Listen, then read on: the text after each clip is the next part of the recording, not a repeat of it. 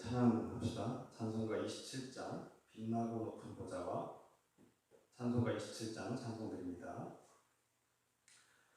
빛나고 높은 보좌와 그 위에 앉으신 주 예수 얼굴 영광이 해같이 빛나네. 해같이 빛나네.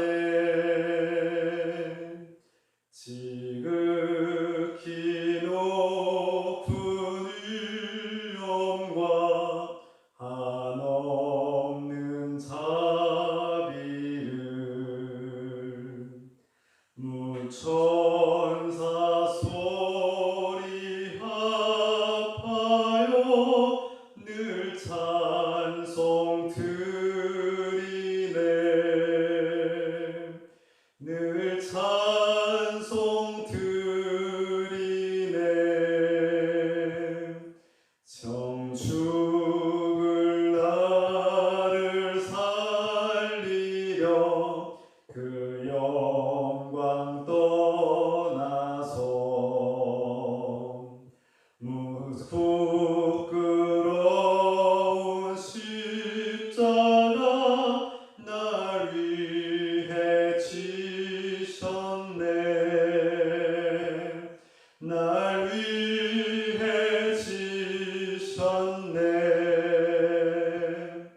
나 이제 생명이 있음은 주님의 은혜요.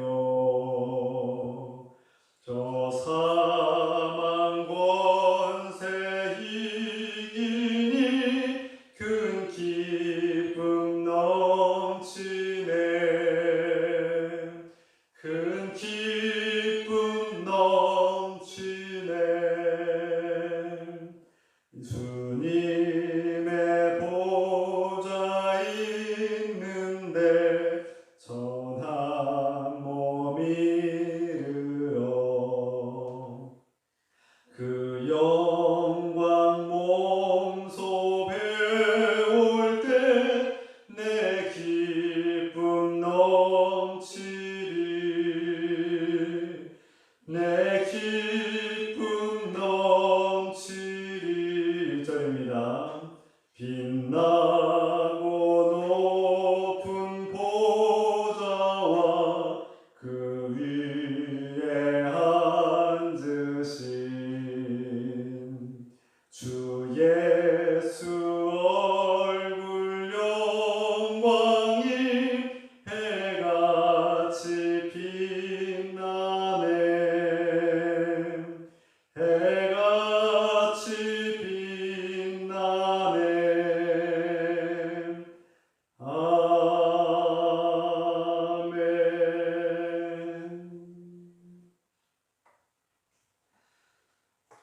우리 함께 침묵으로 기도합시다. 1분 동안 우리 침묵으로 함께 기도합니다.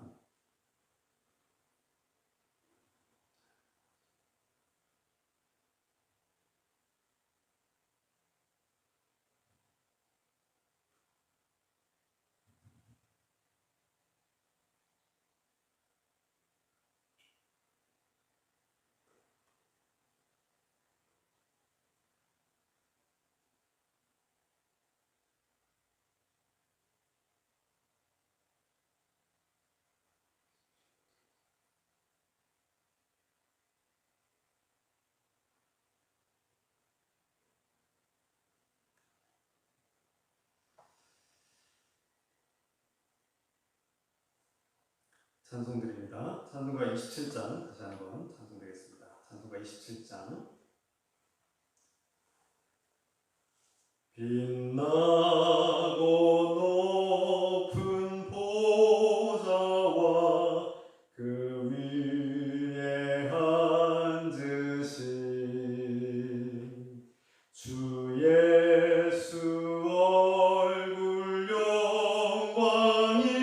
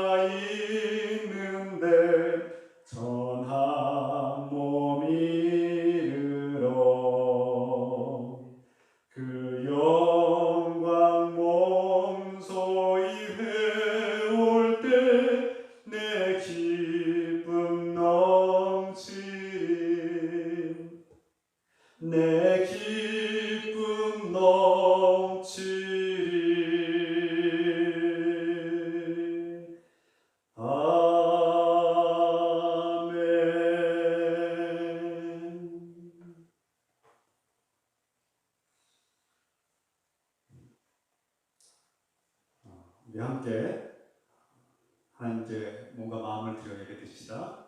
하나님은 영이시니 예배한 자가 영과 진리로 예배할지니라. 주기도문송을 부르시면서 창조절 첫째 주기자 또 개척 선교 주일 예배를 하나님께 드리겠습니다.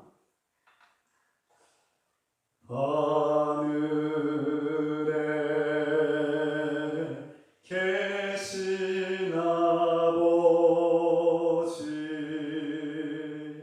이름 거룩하사 주님 나라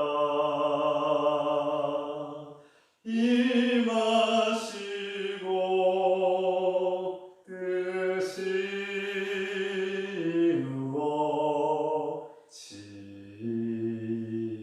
이루어지리라.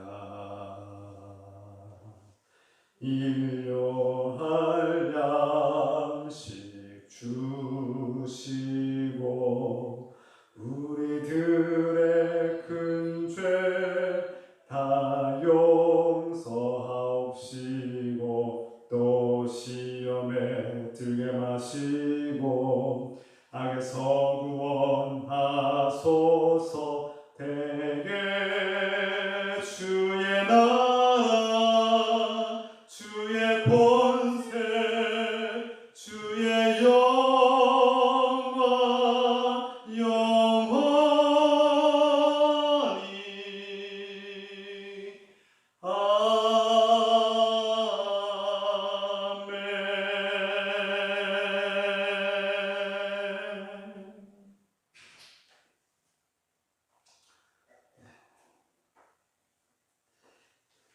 이 시간 다 함께 사도신경으로 신앙 고백하겠습니다. 예배 들어오세요. 네, 들어오시라고 하세요. 네. 다 함께 사도신경으로 신앙 고백하겠습니다. 전능하사 천지를 만드신 하나님 아버지를 내가 믿사오며 그 아들 우리 주 예수 그리스도를 믿사오니 이는 성령으로 잉태하사 동정녀 마리아에게 나시고 본도 빌라도에게 고난을 받으사 십자가에 박혀 죽으시고 장사한 지 사흘 만에 죽은 자 가운데서 다시 살아나시며 하늘에 오르사 전능하신 하나님 우편에 앉아 계시다가 저희로서 산 자와 죽은 자를 심판하러 오시리라. 성령을 믿사오며 거룩한 공예와 성도가 서로 된 것과 죄를 사하여 주신 것과 몸이 다시 사는 것과 영원히 사는 것을 믿사옵나이다. 아멘. 찬송드립니다. 찬송가 337장. 이 찬송 보시면서 준비하신 내용을 하나님께 드리겠습니다. 찬송가 337장입니다.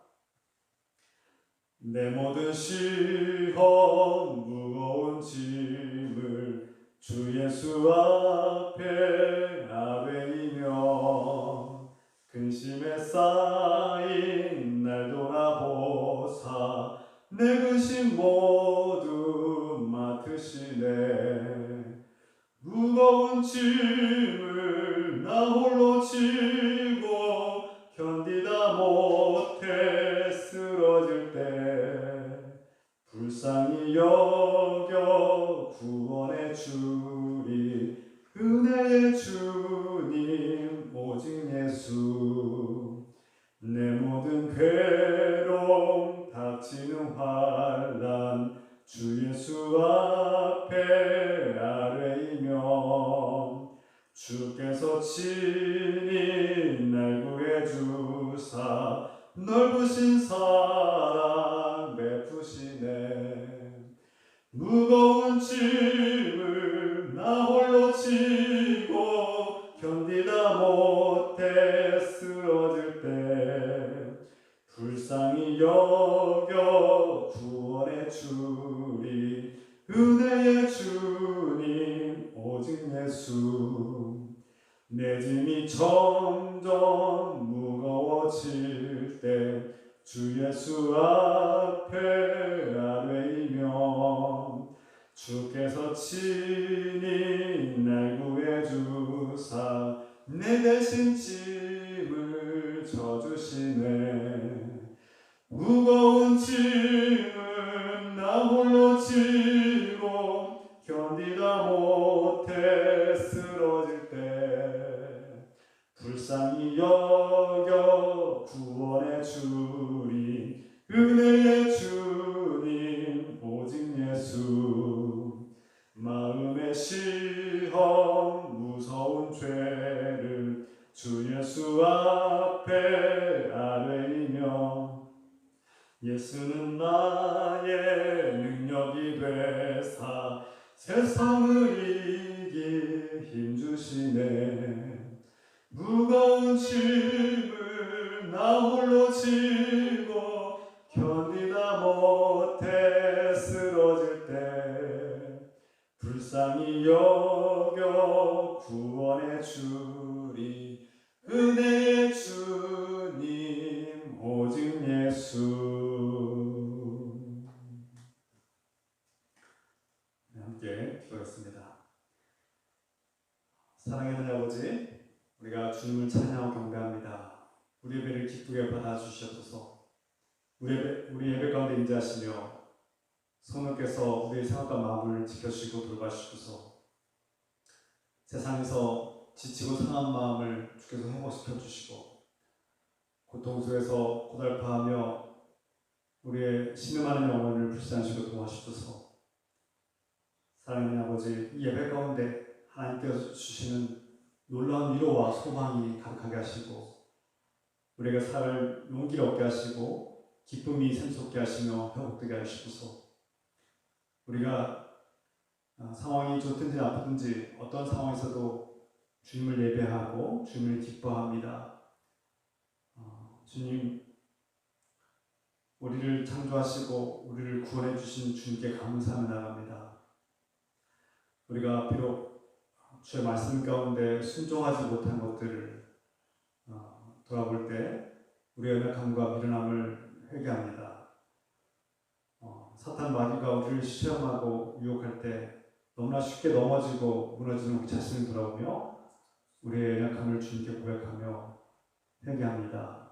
주님, 우리의 실패를 우리의 어리석음을, 우리의 죄악을 용서해 주시고서 예수 그리스도의 사랑으로 새롭게 거듭나며 용서받은 사람으로 새로운 피조물로 살아가시도록 축복하여 주시옵소서. 사랑하는 아버지, 오늘 비대면 예배로 예배를 드릴 때 우리 성도들 어디 있든지 붙들어 주시고 성령께서 동행하여 주시며 우리가 참된 예배로 하나님을 기쁘시게 하며 어디든지 무엇을 하든지 주님과 동행하며 예배자로 살게 하옵소서.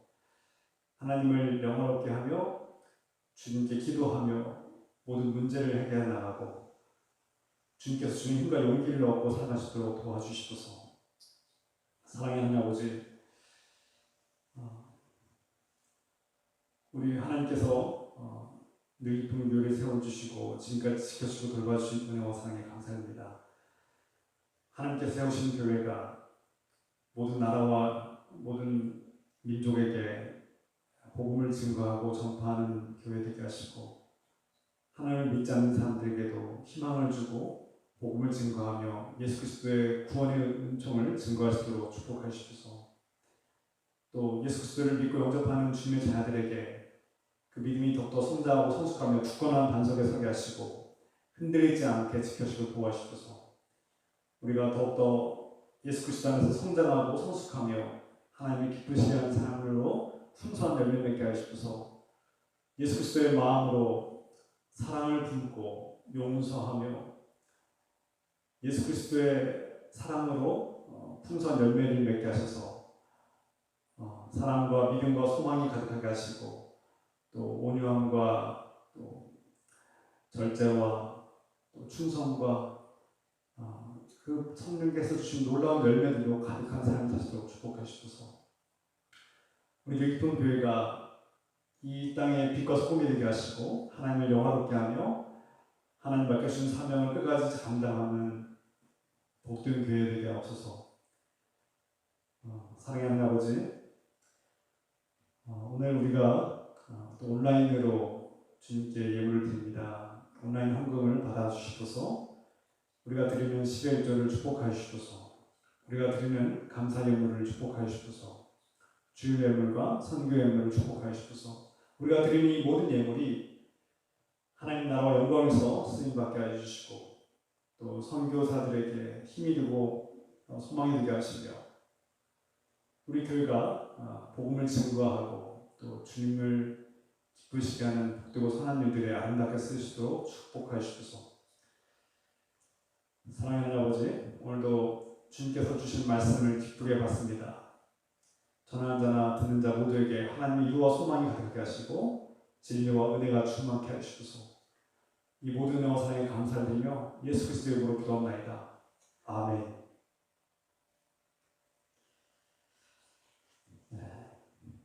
이 시간 가정에서 예배드리고 또 실시간 온라인 방송을 참여하신 여러분들을 환영하고 축복합니다. 몇 가지 교회 소식을 알려드리겠습니다. 다음 주일은 창조절 둘째 주일 또 교회 연합주일로 드리겠습니다. 이미 알고 있듯이 비대면 주일 예배, 온라인 실시간 예배로 드리고 있고요. 이 방역당국의 명령을 따라서 8월 23일부터 또 원래는 오늘까지였는데 한 주가 더 연장되었다고 그렇게 발표했습니다. 그래서 다음 주 9월 13일 주일까지는 비대면 예배로, 온라인 예배로 드리겠습니다. 매주 주일 오전 11시에 유튜브 라이브 생방송이 있습니다. 여러분 많이 참여해 주시기 부탁드리겠습니다.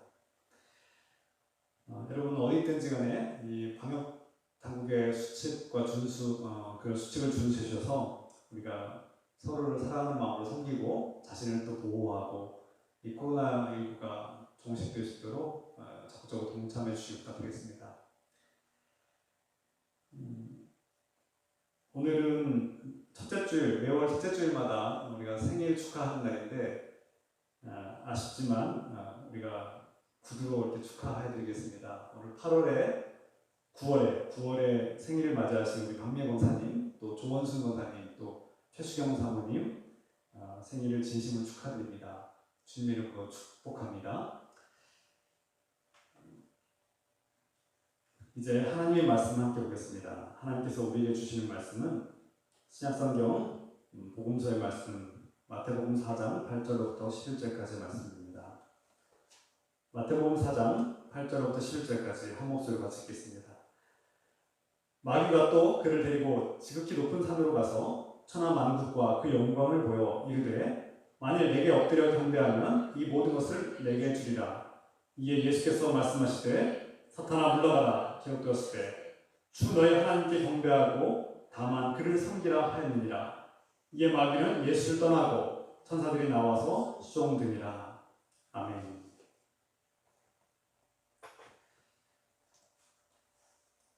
세상에 살면서 사람들은 더 많은 것을 소유하려고 하고 또 권력에 마음을 빼앗기고 인간의 욕망을 추구하며 살고 있습니다. 우리 그리스도인들은 이 욕망에 대해서 어떻게 바라봐야 할까요? 광야에서 예수님은 악마의 유혹을 받고 또 그 유혹을 물리치셨다고 말씀하고 있습니다. 악마를 이기는 근원은 바로 하나님과의 관계에 있다고 성경이 말씀하고 있습니다. 악마는 광야에서 예수님을 3번 유혹했다고 성경이 증언하고 있습니다. 첫 번째 유혹은 배고픔과 굶주림에 고통받고 있는 예수님에게 돌을 빵으로 바꾸라는 유혹이었습니다. 그것은 인생의 목적이 생존, 먹고 사는 문제에 있다고 유혹하는 그 악마의 유혹이었습니다. 두 번째는 성경 말씀을 왜곡해서 하나님을 시험하게 만들었습니다. 오늘 본문에서는 3번째 유혹이 나타나고 있습니다. 악마가 3번째로 예수님을 가장 높은 산으로, 매우 높은 산으로 데리고 와서 천하 만국을 보여주면서 세상의 모든 나라와 영광을 보여주고 말했습니다. 네가 나에게 절을 하고 경배하면 내가 이 세상의 모든 것을 너에게 다 주겠다. 이렇게 유혹한 것입니다. 악마의 유혹은 그 핵심은 하나님과의 관계를 깨뜨리는 것이 목적입니다. 하나님의 자녀들이 하나님과 관계를 거부하고 그 관계가 깨지고 부서지고 주님 하나님으로부터 떠나게 만드는 것이 악마의 유혹의 목적인 것이죠. 자신에게 절을 하면 세상을 다 주겠다고 결국 숭배의 대상을 선택하라는 것입니다. 하나님을 선택할 것이냐 아니면 악마를 선택할 것이냐 누구를 숭배할 것이냐를 선택하라고 우리에게 유혹한 것이죠. 또한 악마의 유혹의 목적은 그리스도가 이 땅에 오신 목적을 파괴하고 그리스도의 사명을 완수하지 못하도록 하는 데 있습니다. 이를 위해서 악마는 하나님에 대해서 오해를 일으키고 또 인생의 목적과 사명이 무엇인지를 헷갈리게 만들고 왜곡시킵니다. 악마는 그리스도에게 세상에서 높아지고 부귀영화를 누리려고 말합니다. 세상의 권력을 추구하라고 유혹하고 있습니다. 악마는 자신과 거래하자고 제안합니다. 그 조건은 한 가지입니다. 하나님이 아니라 악마를 선택하고 숭배하라는 것이죠. 하나님과 관계를 버리고 하나님이 아닌 다른 것을 숭배하면 이것을 주겠다라고 달콤하게 유혹하고 있습니다. 이에 예수님께서 사탄에게 말씀하십니다. 사탄아 물러가라. 기록되었을 때 주 너의 하나님께 경배하고 다만 그를 섬기라 하였느니라. 예수님께서는 단호하게 사탄아 물러가라고 말씀하셨고 신명기의 말씀을 인용하여서 주 너의 하나님께 경배하고 다만 그를 섬겨라 라고 명령합니다. 이 예수님의 말씀, 이 선포와 명령에는 중요한 의미가 담겨 있습니다. 첫 번째로 사탄은 더 이상 세상의 주인이 아니라는 것입니다. 두 번째로 사탄은 하나님을 경배하고 섬겨야 하는 또 하나의 피조물이고 하나님의 종일 뿐이라는 것이죠. 세 번째, 하나님께서 그리스도를 통해서 이 땅에 많은 영혼들을 구원하실 그 구원의 계획을 방해하지 말고 물러가라는 것입니다. 사탄은 자신이 세상의 주인이라고 말했습니다. 그리고 자신을 경배하면 이 세상의 모든 나라와 영광을 너에게 주겠다라고 말했습니다. 이것은 거짓말이죠. 사탄은 세상에 소유권이 없습니다. 세상의 주인이 아닙니다. 그런데도 불구하고 사탄은 이 세상의 주인은 나다라고 자신이라고 말하고 있는 것이죠. 그런데 예수님은 이것을 거부합니다. 너는 세상의 주인이 아니다. 이 세상의 주인은 하나님이라고 선포하는 말씀이죠.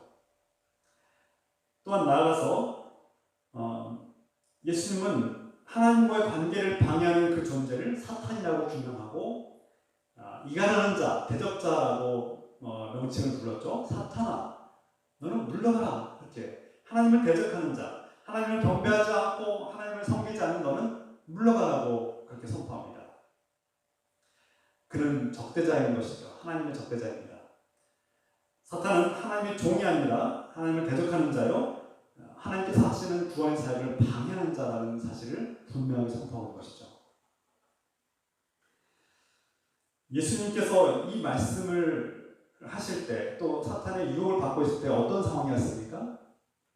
40일 동안 광야에서 굶주리고 배고픔과 굶주림의 고통을 받고 극한의 고통을 받고 정말 생사를 오구하는 상황이 있었고, 또 낮에는 엄청난 더위와 땡볕과 그리고 또 밤의 추위, 견딜 수 없는 추위를 견뎌야 되는 그런 인간의 극한 고통을 겪고 있는 상황에서 또 아무것도 가진 것도 없고 내세울 것도 없고 정말 세상에서 가장 천하고 연약한 인간의 모습으로 그렇게 있다는 사실을 우리가 생각해야 합니다.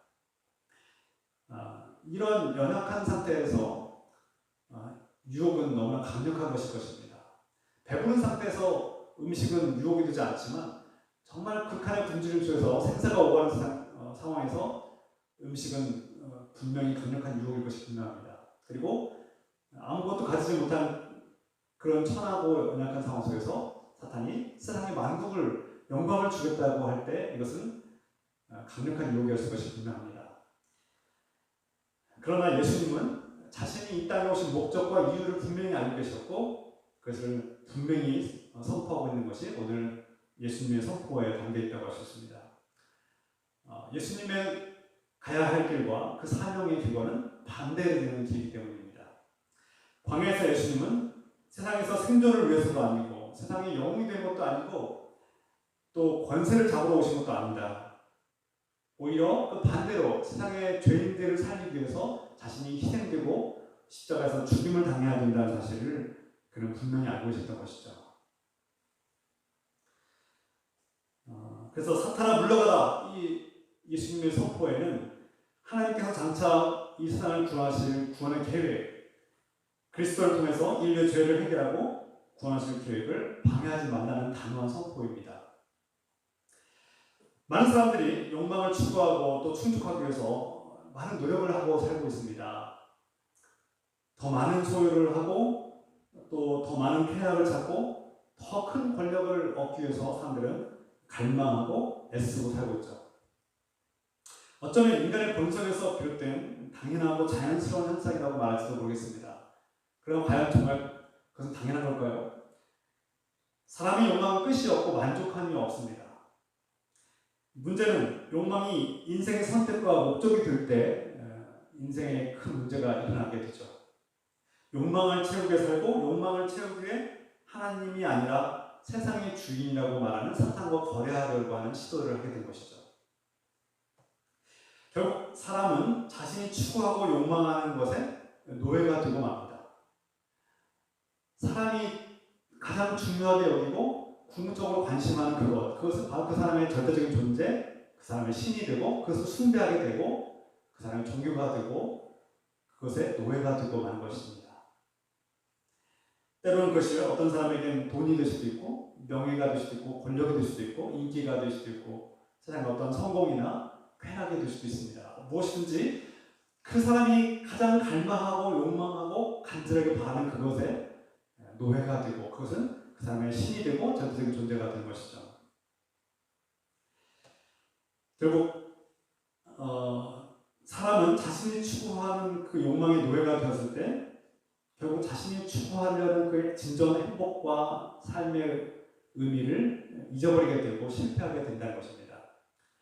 하나님과 거래하려고 시도하지만 실패하고 맙니다. 그리고 결국 하나님이 아닌 다른 것들과 거래를 하고 세상의 주인이라고 말하는 사탄의 달콤한 유혹에 넘어갈 때가 너무나 많습니다. 어떤 사람들은 말합니다. 나는 사탄과 아무 상관이 없고 사탄과 거래한 적이 없다. 사탄에게 절을 한 적도 없고 사탄에게 굴복한 적도 없다고 말할지 모르겠습니다. 그런데 우리 내면의 깊은 의식을 우리 무의식이든 의식이든 상관없이 우리 내면 깊은 곳을 바라보면 우리는 항상 만족할 수 없는 우리의 열망과 갈망과 그 욕망에 사로잡혀서 무언가를 강렬하게 욕망하고 결국 그것을 갈망하지만 실패하고만 충족하지 못하고 행복하지 못한 우리의 내면을 바라보게 됩니다. 결국 또한 동시에 우리는 객관적이라고 말하고 또 내가 도덕적으로 선하다고 말할지 모르지만 우리 깊은 내면에 보면 끝없는 죄책감이 일어나고 잘못됐다는 자신이 잘못된 걸 하고 있다는 두려움과 불안감이 우리를 위협하고 있습니다. 우리는 생각보다 우리가 아는 나 자신보다 더 연약하고 더 추악하고 더 큰 죄인이라는 사실을 깨닫게 됩니다. 그리고 때로는 우리가 이렇게 흔히 말하죠. 우리나라 말에 옛말에 이런 말이 있습니다. 뭐로 가도 서울만 가면 된다. 무슨 뜻입니까? 국어 사전적인 의미를 보면 무슨 수단이나 방법으로나 목적만 이루면 된다는 말입니다. 나의 목적만, 나의 욕망을 채우기만 하면 수단과 방법은 중요하지 않다.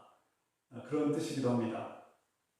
나의 목적을 채우기만 하면 내가 다른 사람들에게 피해를 주지 않고 내 목적과 내 욕망을 채우는데 무슨 상관이야? 그게 뭐가 잘못이야? 라고 말할지 모르겠습니다. 자신의 욕망을 채우기 위해서 수단과 방법을 가리지 않는 그 마음 안에는 사탄과 거래하려고 하는 마음, 사탄에게 절을 해서라도 내 욕망을 채우겠다는 그런 마음이 있지 않습니까?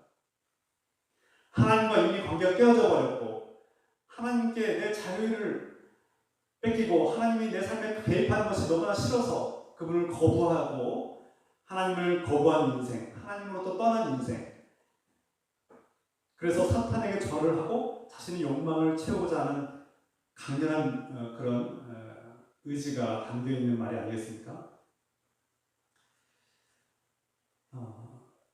사람들이 어떤 돈이나 명예나 권력이나 인기나 어떤 쾌락을 얻기 위해서 수단과 방법을 가리지 않는 사람들을 봅니다. 자신의 욕망을 채우기 위해서 다른 사람들의 고통을 아랑곳하지 않고 때로는 짓밟고 그들을 해치기도 하고 또 배신하기도 하고 돌이킬 수 없는 상처를 주는 일들이 이 세상에 비일비재하고 말할 수 없이 많습니다. 그들의 궁극적인 관심사는 어떤 사람을 사랑하고 그 사람들을 살리는 것이 아니라 자신의 욕망을 채우기 위해서 수단과 방법을 가리지 않는, 정말 뭐로 가도 서울만 가면 된다는 그런 사고방식이 아니겠습니까? 결국 그 사람들은 자신이 궁극적으로 관심하는 그 갈망과 욕망에 사로잡혀서 그것의 노예가 되고 그것을 절대적으로 숭배하는 또 다른 종교를 갖게 되는 것이죠. 어느 회사원의 이야기가 있습니다. 이 회사원은 직장을 너무나 사랑하고 자신의 가정보다 직장을 더 우선시했고 항상 자녀들의 삶보다 직장이 우선이었습니다. 가족의 대소사가 있고 큰 중요한 문제가 있었지만 항상 직장이 먼저였고 직장을 위해서 가족을 희생시켰습니다. 항상 가족보다 직장이 우선했고 인생의 모든 우선순위가 직장이었습니다. 직장에 충성했고 직장을 사랑했고 그는 승진하며 직장에서 성공을 했고 높은 자리에 앉게 되었습니다.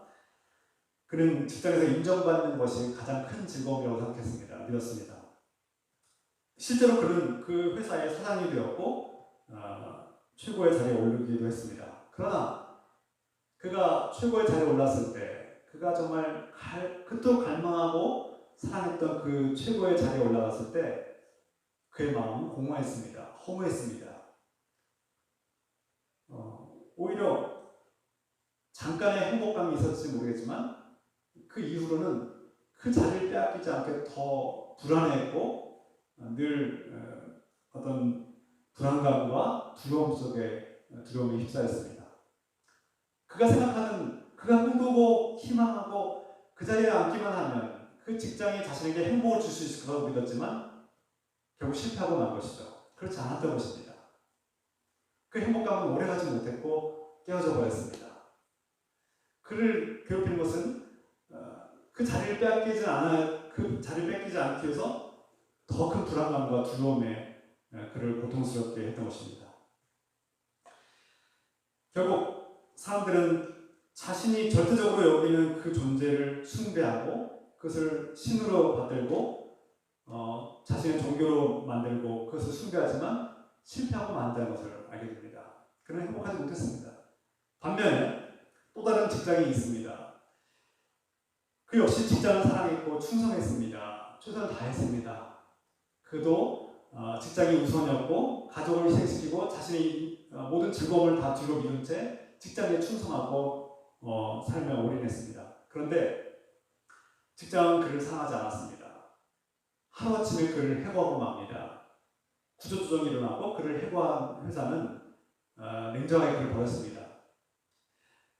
그는 회사를 사랑하지만 회사는 그를 사랑하지 않고 결국 그가 직장을 잃어버리자 그는 인생이 다 끝났다고 생각했습니다. 그는 허무함을 느꼈고 절망감을 느꼈습니다. 우울했습니다. 자신이 그토록 사랑하고 절대적으로 여겼던 그 존재, 그 신은 그를 배반했고 그를 파괴하고 만 것이죠. 여기서 말씀드리고자 하는 핵심은 일하지 말라는 것이 아닙니다. 직장은 중요합니다. 우리가 생업을 위해서, 생계를 위해서 일하는 것은 매우 중요한 일이고 필요합니다. 그러나 중요한 것은 그 인생의 궁극적인 목적이 무엇이고 어디 있느냐를 말하는 것입니다. 사람이 절대적으로 갈망하는 그것이 무엇입니까? 여러분이 절대적으로 갈망하는 그 궁극적인 관심사는 무엇입니까? 그것이 돈이든 명예든 권력이든 직장이든 건강이든 쾌락이든 무엇이든지 그것은 당신을 노예로 삼을 것입니다. 그리고 우리가 그토록 갈망하는 행복과 절대적인 욕망의 만족감은 깨지고 부서지고 파괴되고 말 것입니다. 실패하고 말 것입니다. 이런 측면에서 나는 종교가 없습니다. 나는 무신론자입니다. 라고 말하시는 분들이 있는데 엄격히 말하면 이 땅에 무신론자는 없습니다. 종교의 이름이 다를 뿐 이름만 다른 종교라고 할 수 있습니다. 때로는 자기 직장이 종교가 될 수도 있고 때로는 자기 건강이 종교가 될 수도 있고 때로는 자기 자신이 신이 되어서 또 다른 자신을 섬기는 그런 숭배자가 될 수 있습니다. 자신만의 종교가 있다는 것이죠. 오늘날 포스트 모더니즘의 한 가지 특징 중에 한 가지는 자기 자신이 세상의 절대적인 기준이 되는 것입니다. 궁극적인 목적이 자기 자신을 만족시키는 삶, 자기 만족과 욕망이 충족되는 삶이 전부라고 여기고 그것을 위해서 살아가는 그런 특징이 나타나는 것입니다. 물론 과거의 어떤 공동체를 지나치게 강조하면서 자기를 희생시키는 그런 악한 공동체 문화와 그런 억울한 문화들이 있어서 충분히 이해됩니다. 젊은이들이 개인의 자유와 개인의 어떤 삶을 더 소중히 여기는 것들, 또 거기에 우선순위를 두는 것 이해하고 또 존중합니다. 그러나 중요한 것은 자신이 신이 되어서는 안 된다는 것입니다. 절대적인 가치를 잊어버리고 외면한 채 자신이 모든 가치의 기준이 되고 자신을 절대화하고 자신의 노예가 되고 자신을 숭배하는 또 다른 종교를 만들어서는 안 된다는 것이죠.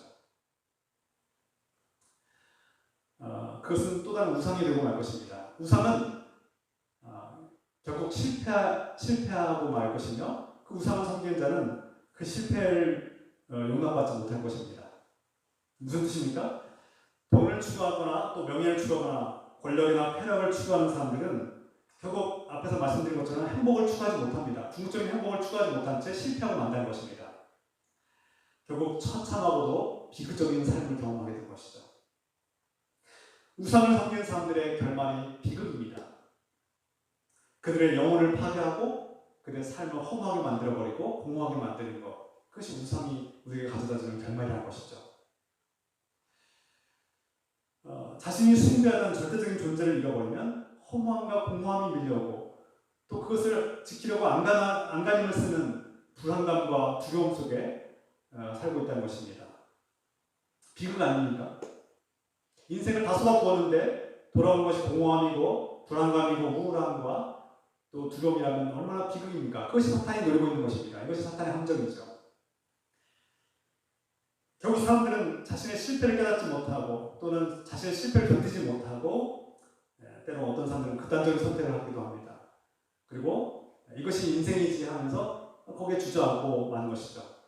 그러나 진정한 행복한 삶이 있다면 어떻게 하겠습니까? 사람이 아니라 사탄이 아니라 하나님을 경배하는 삶이 있다는 사실을 우리는 명확해서는 아는 것입니다. 사탄과 거래하면, 사탄에게 절을 하면 많은 것을 얻을 수 있을 것처럼 우리를 속이지만 그것은 속임수의 함정입니다. 결국 사탄은 우리를 노예로 삼고 우리의 영혼을 죽음의 길로 인도할 것입니다. 오늘 말씀을 마무리합니다. 광야 같은 인생을 살면서 우리는 배고픔과 굶주림과 또 추위와 더위를 경험할 때가 있습니다. 인생을 살면서 수많은 고통과 또 다양한 갈망과 욕망을 느끼게 되죠. 또 낮고 천하고 그런 연약함을 견디지 못하고 어떤 사람들은 사탄에게 절을 하려고 사탄과 거래하려고 하는 사람들이 발생하게 됩니다. 세상의 부귀영화를 인생의 목적으로 삼고 사탄과 거래하는 사람들은 결국 자신의 영혼과 생명을 담보하는 것입니다. 결국 사탄의 유혹에 속아서 그 달콤한 유혹에 빠져서 노예가 되고 사탄이 주는 것은 결국 죽음입니다. 배신감과 공허함과 우울감과 또 불안에 시달리게 되고 인생의 비극과 절망에 빠지게 되는 것이죠. 그러나 예수 그리스도는 광야 같은 인생길에서 인간이 겪는 고통과 두려움과 그 불안으로 인해서 생기는 수많은 유혹과 인간의 욕망을 누구보다 잘 이해하시고 아신다는 사실입니다.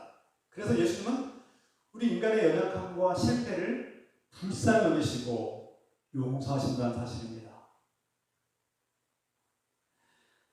하나님을 떠나서 사탄과 거래하고 실패한 인생들, 비참하게 망가진 인생들을 불쌍히 여기시고 그 사탄의 노예가 되어버린 인생들을 구원하기 위해서 예수님께서 이 땅에 오셨고 예수님은 그것을 단호하게 물리치셨으며 우리가 짊어져야 될 그 죽음의 짐을 대신 짊어지시고 그 십자가에서 피를 흘리시고 우리 대신 죽으신 것입니다. 이것이 예수님께서 이 땅에 오신 목적이었습니다. 예수님은 사탄의 노예로 살다가 처참하게 망가지고 부서지고 방탕하게 쓰러진 그 둘째 아들과 같은 우리가 다시 주님께로 항복하며 돌아올 때 이것을 용서하시고 기뻐하시며 오히려 잔치를 베풀어 주시고 우리를 맞이해 주십니다. 예수님은 실패를 용서하시고 다시 관계를 시작하도록 용기를 불어넣어 주십니다. 세상에 이런 신은 없습니다. 앞에서 말씀드린 것처럼 사람들이 절대적으로 숭배하는 그 존재는 결국 실패하고 맙니다. 그리고 철저하게 그 실패를 용납하지 않고 사람들을 처참하게 만들죠. 용납하지 않습니다. 세상의 신들은 사람의 실패를 용납하지 않습니다. 그런데 우리 주님 예수 그리스도는 우리의 실패를 용서하시고 불쌍히 여기시고 우리를 기쁘게 받아주신다는 사실입니다. 예수님은 사탄의 노예가 되어버린 우리를 구원하기 위해서 사탄의 그 죽음의 십자가를 대신 짊어지셨습니다. 이로써 예수 그리스도는 사탄을 영원히 물리치시고 승리하셨습니다. 우리는 예수 그리스도 때문에 구원을 받게 되고 사탄의 노예에서 하나님의 자녀의 자리로 옮긴 바 되었습니다. 주님의 자녀가 되었습니다. 새로운 존재, 예수의 사람으로 거듭난 존재가 된 것이죠. 사탄을 이기신 예수님은 그리스도 안에서 값없이 승리와 영광에 동참하라고 초청하십니다.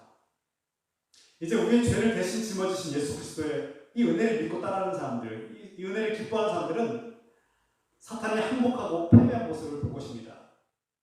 여기에 은혜가 있습니다.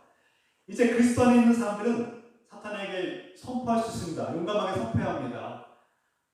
사탄아 물러가라. 주 너의 하나님께 경배하고 섬겨라. 세상의 진정한 주인은 네가 아니라 하나님이시다라고 우리는 선포할 수 있어야 합니다. 너는 하나님의 종이다. 하나님 믿는 예수 그리스도의 안에서 이런 은혜를 받은 사람들 이렇게 외치고 선포할 수 있어야 합니다.